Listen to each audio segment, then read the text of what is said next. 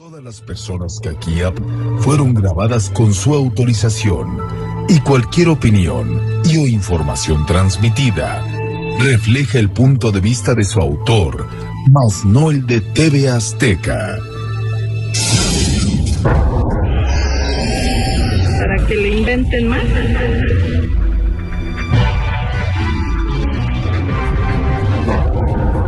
4 años después de su captura y 24 meses después de haber sido sentenciada, hoy se devela la impactante historia de la única mujer asesina serial en la historia de México, la Mataviejitas, primera parte. Como caso de mujer homicida serial, pues es única en la historia de... Una cruel infancia crea el mito policial más morboso de la última década. Fue una niña muy victimizada. Conoceremos el evento que la convirtió en madre con tan solo 13 años de edad. Se la cambio por 3 cervezas. Y la afición donde desfogaba su frustración e ira. Era adoradora de la Santa Muerte. Que se dedicaba a la lucha libre. Y el error que la llevó a ser capturada tras cometer su último asesinato. Roberto Juana Barraza Santerio. Lejos de crucificar a Juana Barraza Santerio, se vuelven en un chivo expiatorio de la sociedad y sus cultos. Después de Goyo Cárdenas, la Mataviejitas es el segundo caso de un asesino serial en la historia criminal de México, cuya identidad fue develada en 2006 tras la captura de una mujer, Juana Dayanara Barraza Samperio, a quien le fueron adjudicados 17 homicidios y 12 robos, recibiendo la sentencia más alta dada a un ser humano en México, 759 años y 17 días de prisión. Pero a 4 años de la detención de Barraza y el carpetazo de la investigación y proceso judicial, se develan los mitos de una historia que lo estremecerá. Tala Sarmiento y esta es la primera de 2 partes de la historia detrás del mito de la Mataviejitas.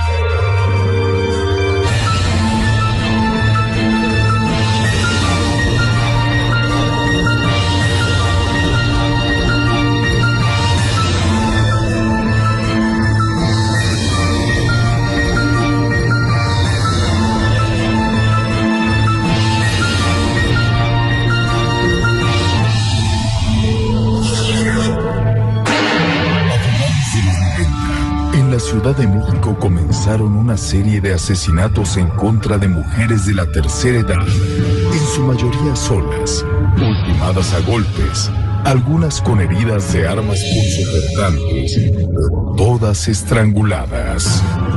En algunos de los casos había evidencia de abuso sexual. Sin embargo, pese al señalamiento mediático, las autoridades descartaron que se tratase de un asesino en serie. Los asesinatos de ancianas en la Ciudad de México comenzaron en 1998 y hasta 2004 es cuando la Procuraduría toma cartas en el asunto.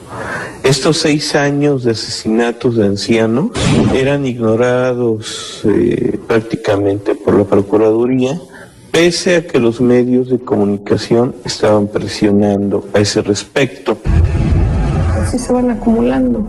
Pues empezamos a tener ya intervención desde el primer caso, a realizar las investigaciones, empezamos a ubicar que también había casos de robo, y la persona que la realizaba, la descripción era muy atípica, era una persona muy alta, con una espalda bastante amplia, con mucha fuerza, con rasgos muy toscos.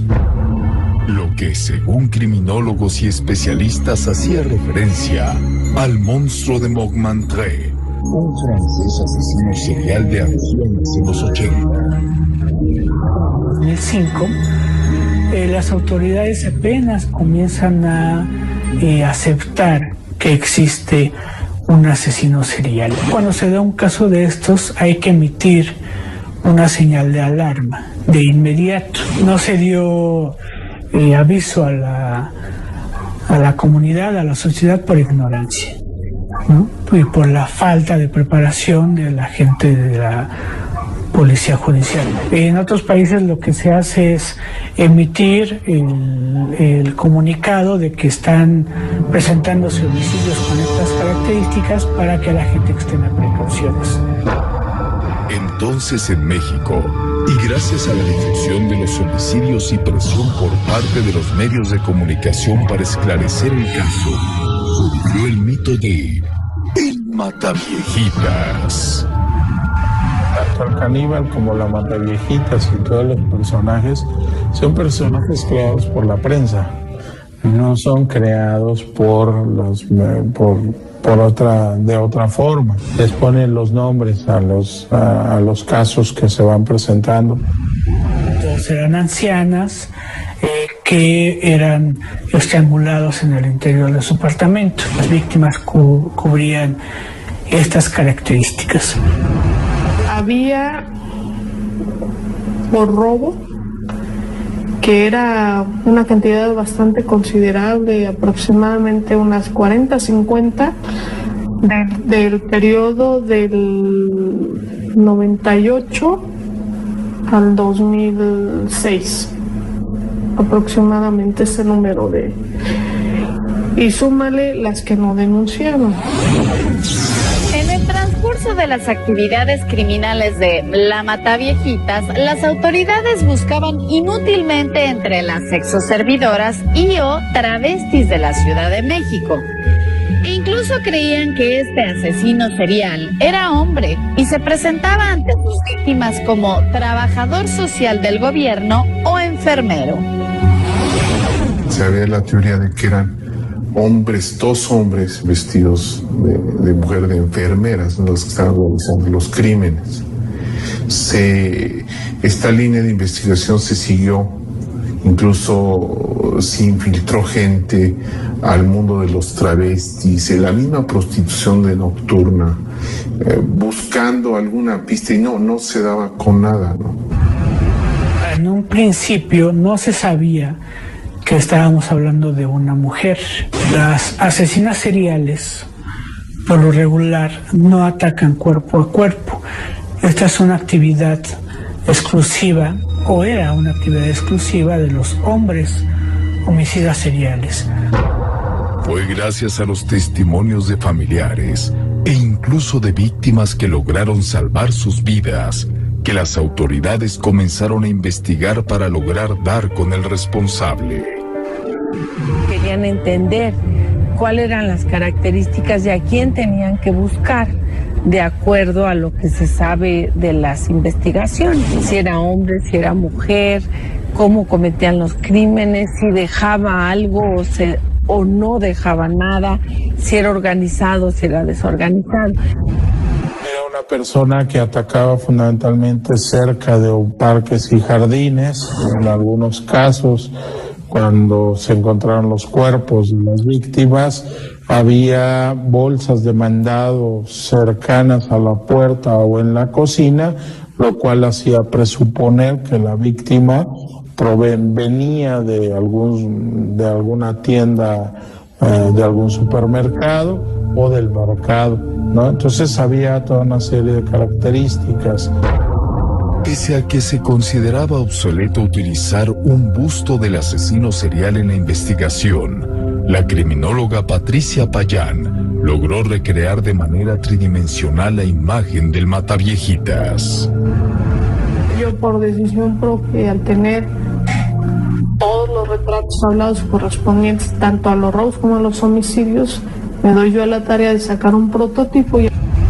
Los testigos dieron a las autoridades una descripción de la persona que había acompañado a muchas de las víctimas. Ella llevaba el cabello corto, su complexión robusta lo llevaba a cometer este error de identificación. Entonces al principio la policía boletinó que se trataba de un hombre. Comenzaron luego a hacer retratos hablados sobre una base de unicel y con plastilina comercial, plastilina normal. Las pelucas yo las elaboré porque no encontraba del tono del cabello. Y como los testigos referían que traía el cabello de diferentes colores, hago unas diademas de diferentes colores a efecto de intercambiarlas y que se pudiera apreciar el cambio de color del cabello. Se le tomaron fotografías y se le distribuyó tanto a los elementos de seguridad pública como a los elementos de la policía judicial. Distribución apoyada durante el operativo titulado Parques y Jardines, impulsado por Renato Sales Heredia, entonces subprocurador de averiguaciones previas del Distrito Federal. Cuando se inicia el operativo de Parques y Jardines, que se le da a conocer a la ciudadanía el busto. Crearon un busto con un suéter rojo.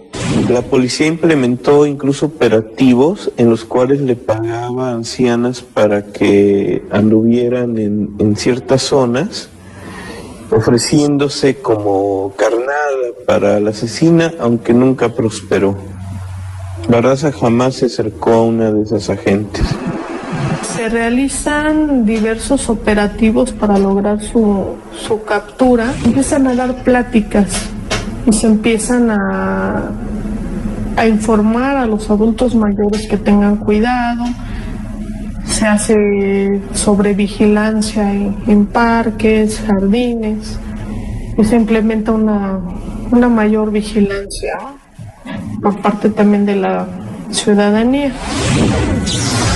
Tras una persecución por las calles de la colonia Moctezuma, fue capturada Juana Barraza Samperio como sospechosa del asesinato de Ana María de los Reyes Alfaro, de 82 años, cuyo físico sorprendió a las autoridades al tener similitudes al modelo de arcilla que hasta ese momento era conocido como la Mataviejitas. Juana Barraza fue capturada el 5 de enero de 2006, mes y medio después de haberse difundido el busto del criminal.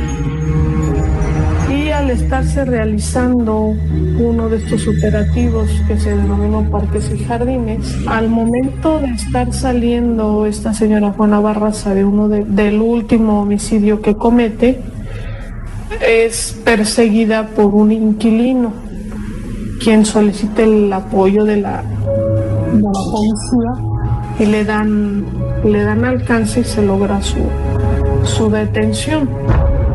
A las 14:30 del 5 de enero de 2006, la patrulla 1050 de la delegación Venustiano Carranza recibió una llamada de auxilio cuando daba un rondín por la colonia Balbuena. Fueron los oficiales Marco Antonio Rosales Cacique e Ismael Alvarado quienes lograron la captura de Barraza. Una persona sale y nos pide el auxilio, que esta persona que tenemos aquí al lado sale corriendo de la casa, nos piden que la detengamos. Más adelante la señora va corriendo, el compañero y yo la agarramos del brazo cada uno y la metemos a la patrulla. Al momento en que los policías la detienen y se dan cuenta de que acaba de matar a una anciana y que además Juana Barraza, curiosamente, iba vestida de rojo ese día. Si se recuerda un poco este retrato hablado tridimensional que presenta la Secretaría de Seguridad Pública, todo concordaba. La semejanza con el retrato hablado, la descripción física del agresor, ¿no? De una persona fuerte, alta. Cuando se logra la captura, pues vemos que era una mujer de una estatura superior al promedio, medía unos 76, con una espalda bastante amplia porque se dedicaba a la lucha libre. Durante la captura de Juana Barraza, fue notoria la actitud serena e indolente con la que se presentó ante las autoridades y los medios de comunicación. Actitud que mantuvo el día de sentencia. Señora, sabe que usted tiene mucho parecido con los retratos hablados. ¿Cuáles retratos hablados? Del Mataviejitas, del homicida serial. Ahí están hablando de un caballero, señor. ¿Cómo dio usted con la dirección de esta persona? ¿Cómo contactó usted a esta persona? Que venía a pedir trabajo. ¿Venía usted a pedirle trabajo? ¿Trabajo de qué, señora? De lavar. Luce usted muy tranquila después de haber asesinado a una persona. ¿No tiene remordimiento? Bueno, entre comillas, usted lo cree, ¿verdad? ¿Cuántos años tiene remordimiento? Voy a decir una cosa. Yo mi respeto a la autoridad, pero vemos varios que nos dedicamos a la extorsión y matar gente también. ¿Y por qué no están sobre ellos? Hoy sí lo dicen. ¿Sí? Y como dice el señor, no le remuerde la conciencia. A ellos mis oficiales les remuerde la conciencia cuando agarran. ¿Usted no? Yo casi lo hago, lo voy a pagar. ¿Cuántos homicidios lleva? Juana Barraza estaba muy tranquila. O sea, cualquiera de nosotros que sea presentado ante el Ministerio Público o llevado por la policía, claramente te puedes sentir intimidado. De repente alguien le dice, pues es que ya no tienes nada que hacer, ya te tenemos. De alguna u otra manera eso es una intimidación, ¿no? Pero a pesar de todo eso, Juana Barraza parecía estar muy tranquila, o sea, ni siquiera estaba nerviosa. Hubo un detalle que de alguna manera sensibilizó mis preocupaciones, ¿no? O me hizo tratar de entender o buscar entender quién era esta mujer. Alguno de los policías relató, ella le pidió permiso de realizar una llamada para buscar que alguien fuera a recoger a sus hijos, porque sus hijos iban a salir de la escuela y no había quien fuera a recogerlos. Esto me pareció muy paradójico y me pareció un motivo para adentrarme en lo que puedo considerar la mentalidad de esta mujer, ¿no? ¿Quién era Juana Barraza Samperio y qué la había motivado a cometer estos crímenes?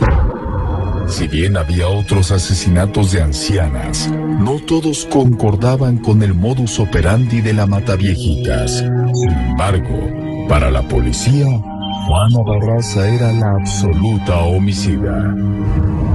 En un principio sí acepta algunos de los homicidios, pero después trata de argumentar jurídicamente pues que no todos son perpetrados por ella. De pronto Juana Barraza Samperio, como ocurre con muchos de estos criminales, de estos asesinos seriales, se vuelven en un chivo expiatorio de la sociedad y sus culpas, ¿no? Pero, ¿qué pasó en la infancia de esta mujer que gestó su instinto asesino? Odio en contra de la figura materna. Una niña muy victimizada. Y una violación la hizo madre siendo una niña. La embarazó, abusó de ella sexualmente. Consulta galerías e información exclusiva de la Mataviejitas en www.detrasdelmito.tv. Y en Interceramic puedes encontrar una gran variedad de combinaciones en estilos y colores para que renueves tu casa. Si tú buscas ese toque diferente, confía en los expertos y comprueba que con muy poco puedes hacer mucho. Acude a tu tienda más cercana y descubre un mundo único, elegante y sofisticado con los incomparables diseños que tiene para ti. Interceramic, simplemente lo mejor. En la historia detrás del mito de la Mataviejitas. Durante las investigaciones de la Mataviejitas, en algunos casos se encontraron en el interior de los domicilios de las víctimas litografías de una pintura del siglo XVIII del artista francés Jean-Baptiste Gros, titulada Niño en chaleco rojo. La historia de Juana Barraza Samperio fue marcada por varios eventos traumáticos, siendo los más severos el maltrato de su madre y el abuso sexual del que fue víctima en su infancia. Abuso que convirtió a Juana en madre con tan solo 13 años de edad. Renuente a conceder entrevistas, Juana Barraza aceptó conversar en 2008 en el patio de Procesadas y por única ocasión con la productora de esta emisión, Laura Suárez, a quien durante 2 horas relató su vida. Cuando yo estuve con Juana hace más de 2 años, Juana no sabía escribir. Estaba en el proceso de aprender a escribir. La historia de Juana es muy difícil. A mí Juana me relató que ella viene de una familia muy humilde, de un origen extremadamente humilde, y sufre mucho la pérdida de su padre, que su padre era muy maltratado por la madre y la agresión de la madre. La madre de Juana Barraza era alcohólica. De estrato social humilde, Juana Dayanara Barraza Samperio se crió en el estado de Hidalgo, donde fue víctima del maltrato de su madre que produjo innumerables vejaciones que la dejaron marcada de por vida. Su señora madre la golpeaba mucho, ¿no? Por cualquier cosa, por cualquier situación, inmediatamente se recurría a los golpes. Incluso en un momento determinado, pues la hizo sangrar. Su señora madre padecía alcoholismo. El papá la había abandonado, la mamá no la podía sostener económicamente de manera adecuada y en alguna borrachera por ahí por parte de su mamá, pues decide intercambiarla por unas cervezas. La vendió a José Lugo, un hombre que la tuvo desde que Juana tenía 13 años de edad hasta los 17, la violó reiteradamente, la embarazó, abusó de ella sexualmente. Este hombre la lleva y según lo que me decía Juana Barraza, entra y este hombre ya mayor de casi 4 décadas agarra a esta menor de edad entonces y la colocaba. Me decía Juana que ella permanecía casi todo el tiempo dentro de esta habitación con las piernas amarradas a las camas para que las tuviera inmovilizadas, ¿sí? Todo el tiempo para que este hombre pudiera violarla. Entonces este hombre la embaraza y resulta que Juana es madre entre los 12 y los 13 años de edad. Un abuso físico se da el nacimiento de su primer hijo. Después de que el niño nace es cuando su padrastro la encuentra, ¿no? Y es propiamente quien la saca de este espacio con esta persona, ¿no? Entonces el padrastro es una figura para ella, en lo que ella narra, en lo que ella dice, es una figura protectora, ¿no? Y gracias a que la empieza a buscar este padre o padrastro que ella tenía y dan con ella finalmente, Juana se escapa de ese lugar a través de una barda donde la ayuda a subir y Juana literalmente agarra a su hijo de brazos y lo pone en una cubeta y a través de la cubeta es como lanzan al bebé y puede salir de ahí y ya ella puede dejar ese reiterado maltrato que ya sumaba más de casi 3 años. Entonces empieza a manifestar este odio en contra de la figura materna. La madre muere cuando tiene 48 años de edad, la misma edad que tenía ella. Ana lo que dice es que no va al velorio, ¿no? Pues o sea, se aleja, incluso a pesar de la insistencia de su padrastro, ¿no? Tras la muerte de su madre, Juana decidió trasladarse a la Ciudad de México. Tuvo varios empleos y se relacionó con varios hombres. Allí vive con 2 parejas. Uno de ellos era un taxista con quien procrea hijos y el otro era un traficante a quien después desaparece misteriosamente. Se dice que fue asesinado. Este segundo hombre conducía un transporte público también. Fue en este tiempo que Juana, ya siendo madre de su primogénito, José Enrique Lugo, procreó a 3 hijos más, Erika y 2 más, a los que Juana se refiere como el que va en la prepa y la chiquita, a quienes mantenía empleándose en diferentes fábricas.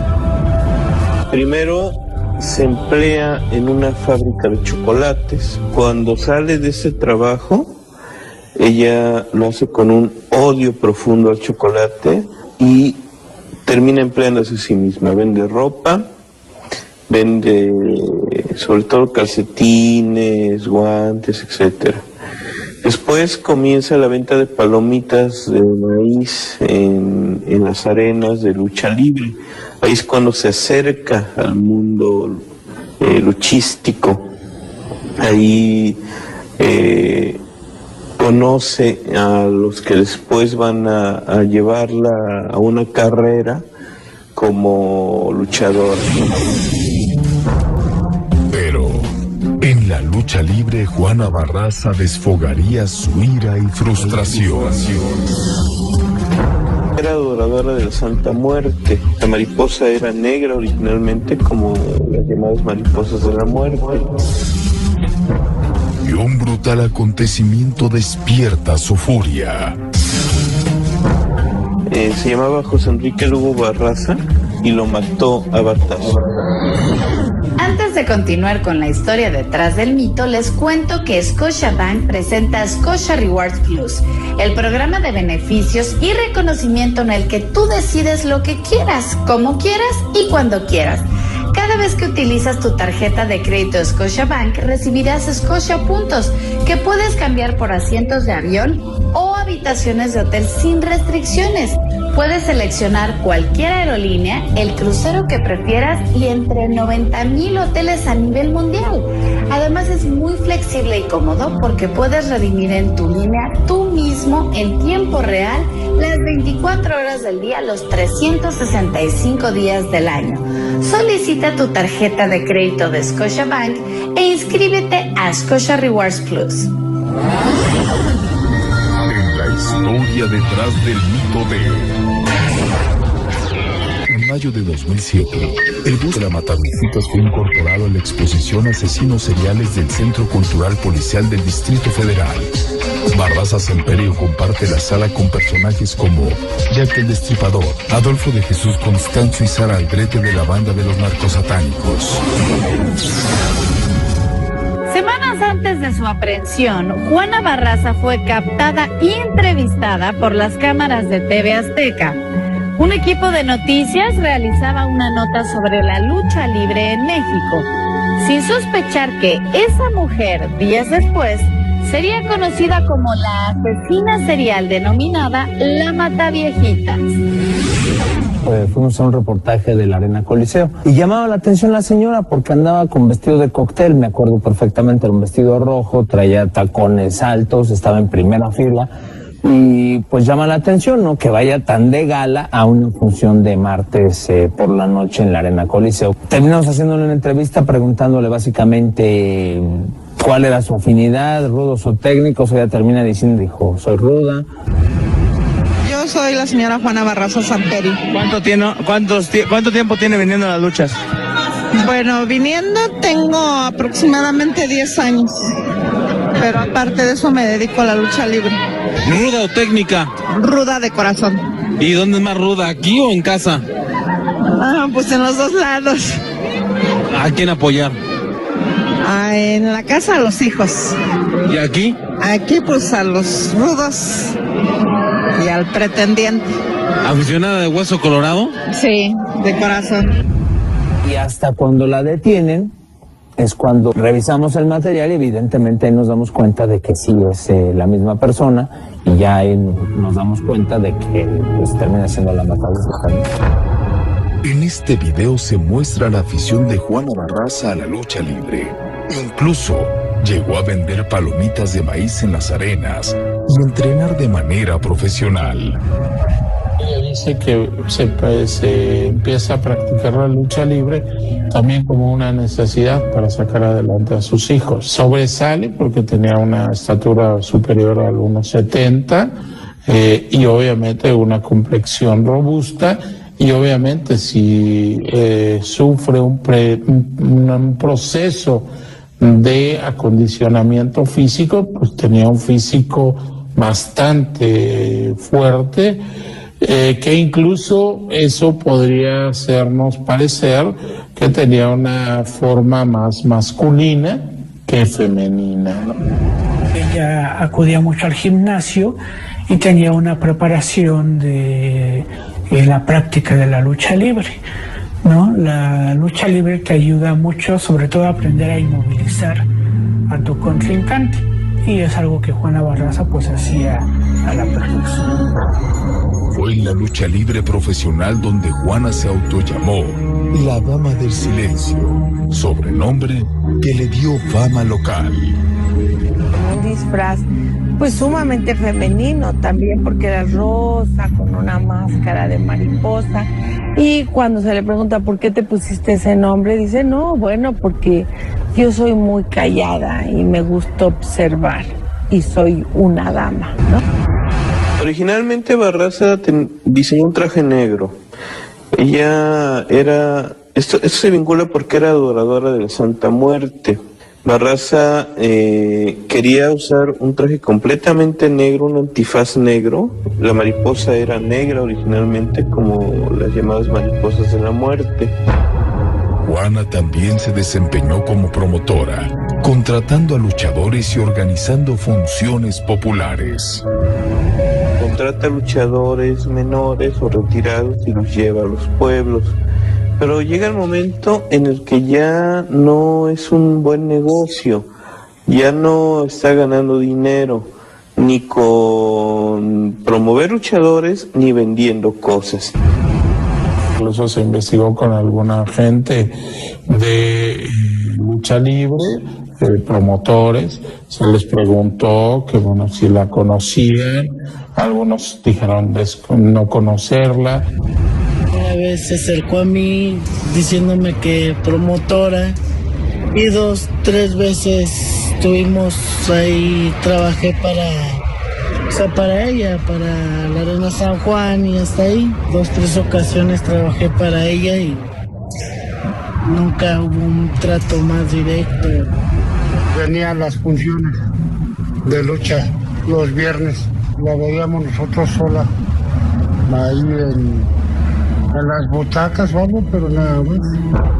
Pero una lesión en la espalda y el brutal asesinato de su primogénito fueron las causas por las que Juana Barraza decidió retirarse de la lucha libre, situación que produjo en ella una contenida frustración. Juana Barraza dice que su hijo fue muerto cuando lo intentaban robar, ¿no? Se llamaba José Enrique Lugo Barraza. Él murió a los 24 años con una pandilla. Lo atacó en una de las calles de la Ciudad de México y lo mató a batazos. Y el segundo gran elemento es que producto de una mala caída en la lucha libre, a Juana Barraza va al médico y el médico le dice que si ella continúa luchando y vuelve a sufrir otra caída un tanto cuanto aparatosa, puede quedar paralítica. Lo que me impide continuar luchando, porque en un momento dado así desfogaba su enojo, su energía, la canalizaba a través de la lucha libre. Cuando deja de hacer ese tipo de ejercicio, tiene que buscar otro escape. O sea, se dedica al robo y empieza a golpear a las señoras. Y entonces es capturada como la Mataviejitas. Como caso de mujer homicida serial, pues es única en la historia.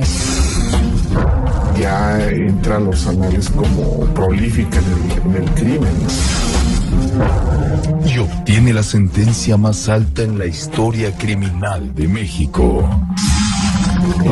Que es una pena bastante absurda.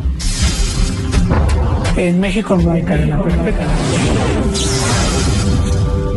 Ya se acercan las vacaciones y qué mejor que disfrutarlo con la familia.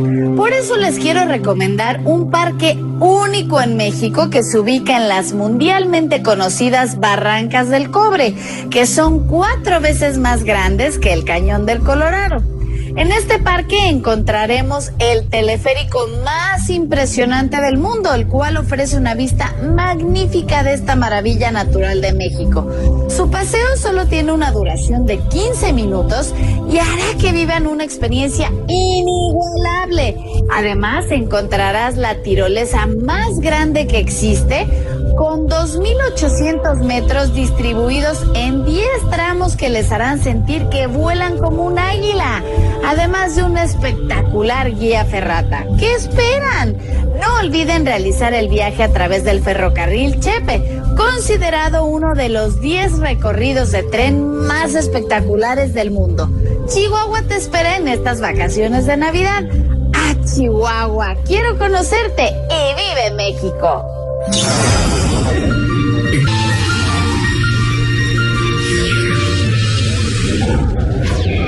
Un psicópata puede ser una persona simpática y sensata que, sin embargo, no duda en cometer un delito cuando le conviene y lo hace sin sentir remordimientos.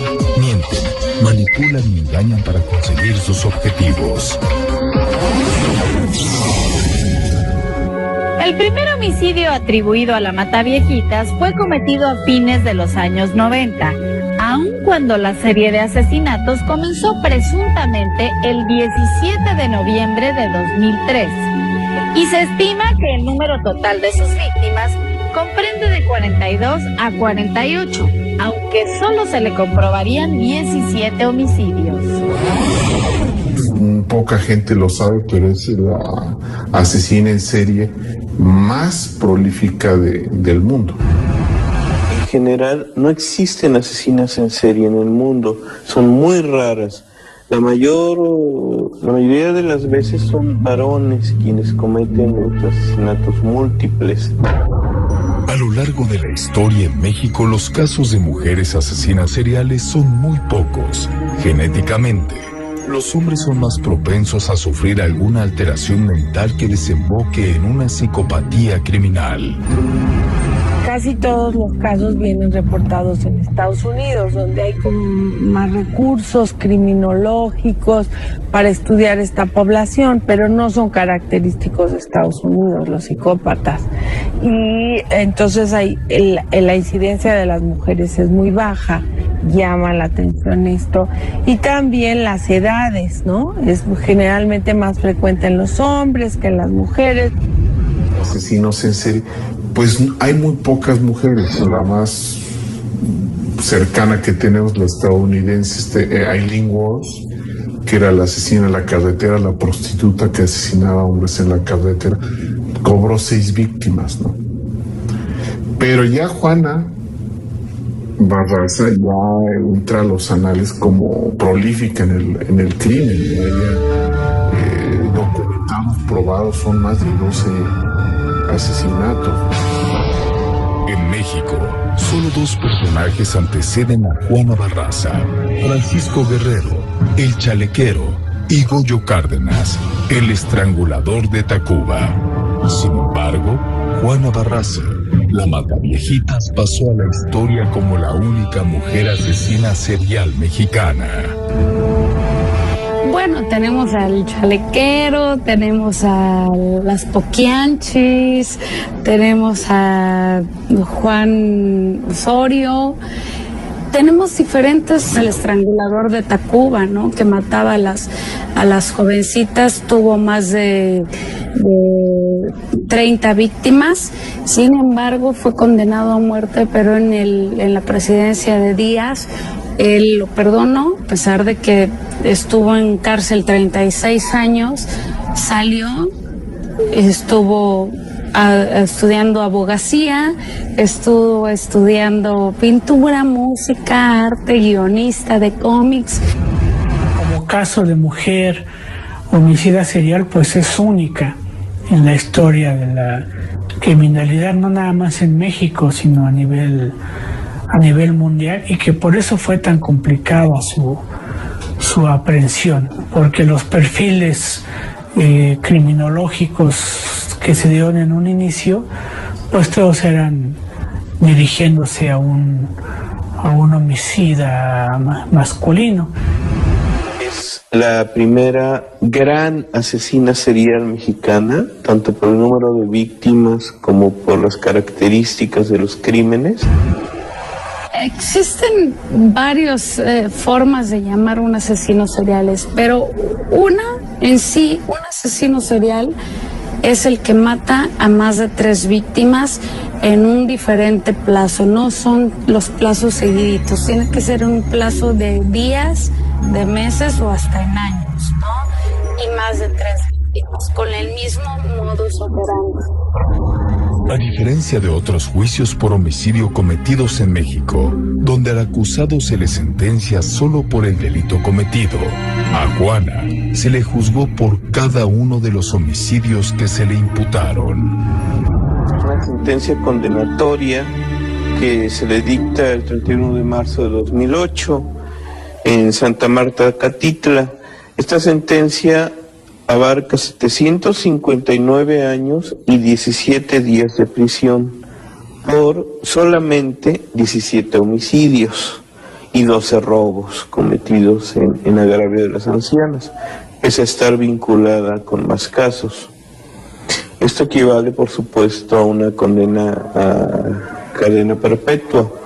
Es la más grande que se ha dictado en la historia de México. Hasta entonces, la sentencia más larga que existía sobre una mujer en México era la que tenía Sara María Aldrete. Sin embargo, el proceso judicial de Juana Barraza detonó la más alta fijada a un ser humano, así como uno de los mitos policiales más impactantes que conoceremos en la segunda y última parte de La historia detrás del mito de la Mataviejitas. Soy Atala Sarmiento. Hasta la próxima. El próximo sábado, 2 mujeres juzgadas por los mismos delitos ponen en entredicho quién es realmente la Mataviejitas. ¿El dinero la mataste? En cada visita que asesinaba estaba matando el recuerdo del abuso. Un cinismo tremendo. Empezó a decir que con una bufanda se la puso atrás y le agarró el cuello y le empezó a estrangular.